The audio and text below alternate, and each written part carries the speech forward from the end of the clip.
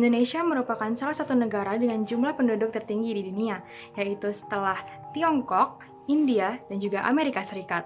Tetapi, jumlah pengangguran di Indonesia masih saja mengkhawatirkan. Sebagai contoh, kita ambil daerah keistimewaan Indonesia, Jakarta.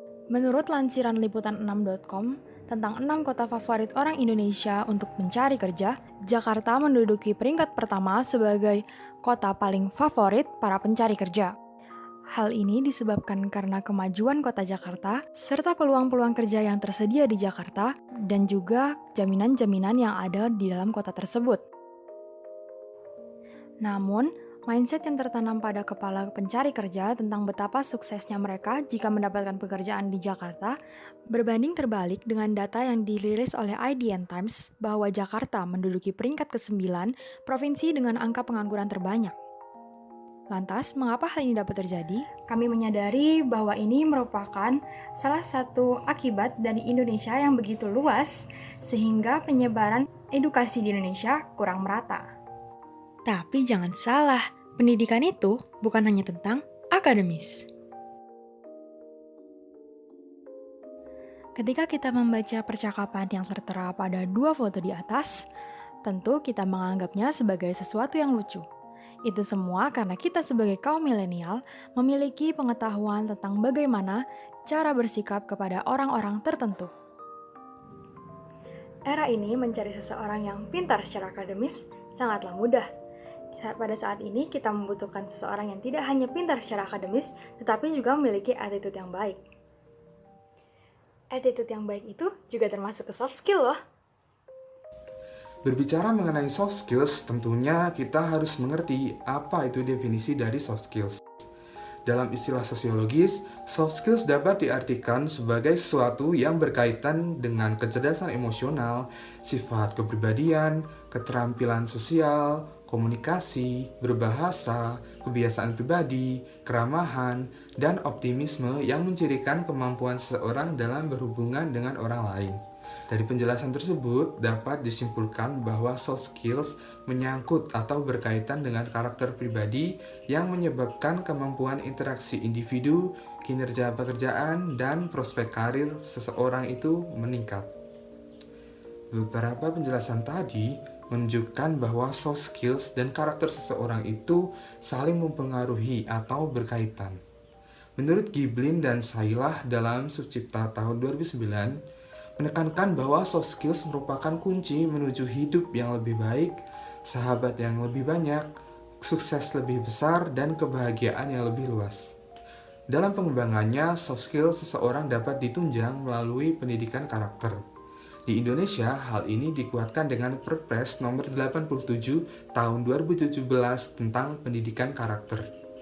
Pada pasal 2 Perpres nomor 87 tahun 2017, salah satu alasan penguatan pendidikan karakter yaitu membangun dan membekali peserta didik sebagai generasi emas Indonesia tahun 2045 dengan jiwa Pancasila dan pendidikan karakter yang baik guna menghadapi dinamika perubahan di masa depan. Hal ini menunjukkan bahwa negara Indonesia itu peduli akan generasi muda agar generasi muda dapat menjadi manusia yang berkualitas dan juga berkompeten. Penerapan pendidikan, terutama di daerah desa, tidak hanya cukup dengan mengandalkan pendidikan akademis saja, namun pendidikan karakter juga sangat dibutuhkan bagi mereka. Soft skills bersama dengan pendidikan karakter dapat melatih kepribadian para masyarakat desa agar lebih berpikiran maju, terampil, peka terhadap sekitar, dan berperilaku budiman. Hal-hal tersebut dapat mendorong masyarakat desa untuk terus mengais ilmu sehingga masyarakat desa lebih berwawasan luas. Selain itu, dengan pencapaian ilmu yang tinggi, masyarakat desa juga dapat menaikkan status sosial mereka. Dapat dilihat bahwa penerapan pendidikan karakter bersama dengan soft skills akan membawa dampak yang sangat besar pada kehidupan masyarakat desa, bahkan hingga dalam jangkauan yang jauh ke depan. Kali ini kami mendapatkan kesempatan untuk mewawancarai 4 siswa SMA dari Desa Sukorejo, Kendal, yaitu Yoga, Reina, Zulfa, dan juga Dava mengenai pengetahuan mereka tentang apa itu soft skill serta rencana mereka setelah lulus SMA nanti. Apakah sekolah pernah mengajarkan mengenai soft skill?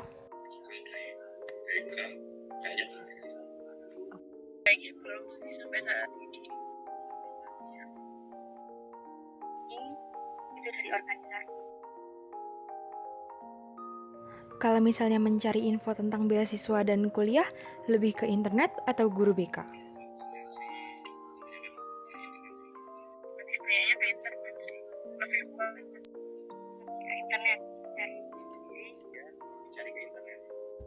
Karakter yang baik dan kemampuan soft skill yang tinggi akan mampu membawa seseorang untuk bertahan dalam organisasi maupun dunia kerja.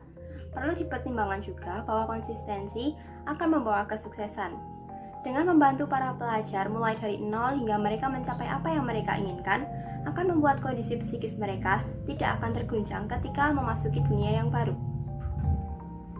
Mendirikan suatu lembaga yang mampu menjadi tempat mereka bernaung, mewadahi mereka untuk berkonsultasi mengenai jenjang pendidikan selanjutnya atau pekerjaan yang ingin mereka lakukan, akan membantu mereka mencapai tujuan yang diinginkan. Begitu pula dengan menyediakan berbagai informasi tentang beasiswa di sekolah-sekolah yang mungkin tepat bagi mereka. Juga menyediakan informasi tentang lapangan pekerjaan bagi mereka yang tidak berkeinginan untuk melanjutkan pendidikan. Bukan hanya itu, pelatihan juga perlu dilakukan demi meningkatkan keterampilan yang diperlukan untuk mencapai sumber daya manusia yang lebih tinggi. Dengan ini, kami berharap lembaga pendidikan karakter bagi pelajar di pedesaan dapat membentuk jiwa dan karakter pelajar Indonesia, khususnya di pedesaan, menjadi lebih baik lagi. Kedepannya, kami berharap bahwa pelajar mampu berkomunikasi dengan baik, memiliki jiwa kepemimpinan yang tinggi, mampu berpikir kritis, memiliki etos kerja tinggi, dan mampu bekerja dalam tim.